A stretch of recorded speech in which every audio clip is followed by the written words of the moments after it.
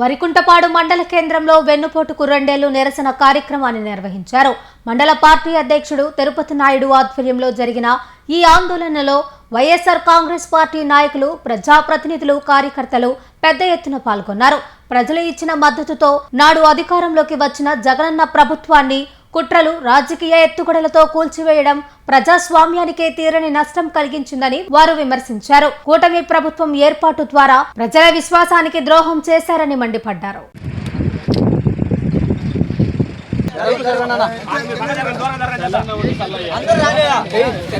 ఆంధ్రప్రదేశ్ రాష్ట్రంలో కూటమి ప్రభుత్వం ఏర్పడి 2 ఏళ్లు పూర్తయిన సందర్భంగా వాళ్ళు సూపర్ 6లో భాగంగా 2024 ఎలక్షన్ ముందు చంద్రబాబు నాయుడు గారు కానీ, పవన్ కళ్యాణ్ గారు కానీ, నారా లోకేష్ గారు కానీ, తర్వాత బీజేపీ వాళ్ళు కానీ అందరు కలిసి ఒక మేనిఫెస్టో రూపొందించి సూపర్ 6 అని దానికి ఒక పేరు పెట్టి ప్రజల్లోకి పోయి ప్రచారం చేశారు.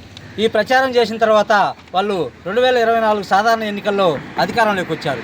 అధికారంలోకి వచ్చి 2 ఏళ్ళైనా ఇప్పటికి ఆ సూపర్ 6లో భాగంగా ఇచ్చిన హామీల్ని అరకొరగా అమలు చేస్తూ ప్రజలని మోసం చేసిన సందర్భంగా మనం వైఎస్ఆర్ పార్టీ ఆధ్వర్యంలో ఈ కార్యక్రమాన్ని నిర్వహించడం జరుగుతూ ఉంది.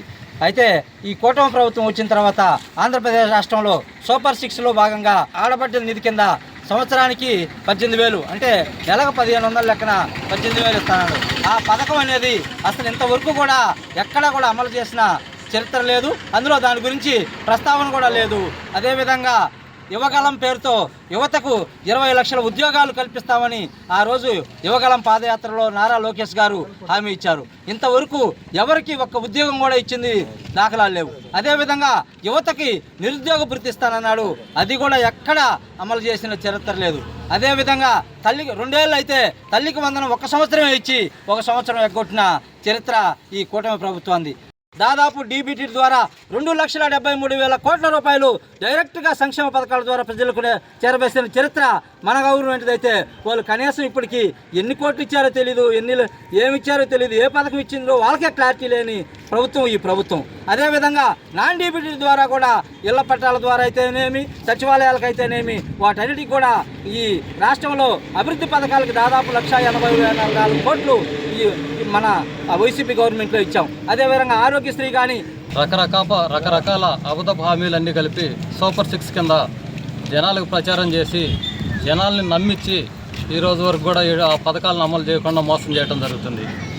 గతంలో కూటమి ప్రభుత్వం అధికారంలోకి వచ్చేదానికి ఆడబిడ్డ నిధి అని చెప్పి నెలకు 1,500 ఇస్తామని చెప్పి, అదేవిధంగా గ్యాస్ పథకానికి సంవత్సరానికి 3 గ్యాసులు ఉచితంగా ఇస్తామని చెప్పి, తల్లికి వందనం ప్రతి బిడ్డకి ఏడాదికి 15,000 రూపాయలు ఇస్తామని చెప్పి, Narayana residential schools Dhanalakshmipuram, Nellore Andhra Pradesh 10th ఫలితాల్లో రికార్డులను తిరగరాస్తూ మరే విద్యా సంస్థ అందుకోలేని ఎత్తులో విజయకేతనం ఎగురవేసింది నారాయణ రెసిడెన్షియల్ స్కూల్స్ ధనలక్ష్మీపురం, నెల్లూరు. 600 మార్కులకి 598 మార్కులతో కేతాన్ అగ్రస్థానంలో నిలవగా, 596 మార్కులతో సాయి అక్షితారెడ్డి, నవ్యలోహితరెడ్డి 595 మార్కులతో సిహెచ్ ఆశ్రయ్ రాష్ట్ర స్థాయిలో అద్భుత ఫలితాలను నమోదు చేశారు. అంతేకాకుండా 590+ మార్కులతో 25 మంది, 580+ మార్కులతో 80 మంది, 570+ మార్కులతో 141 మంది,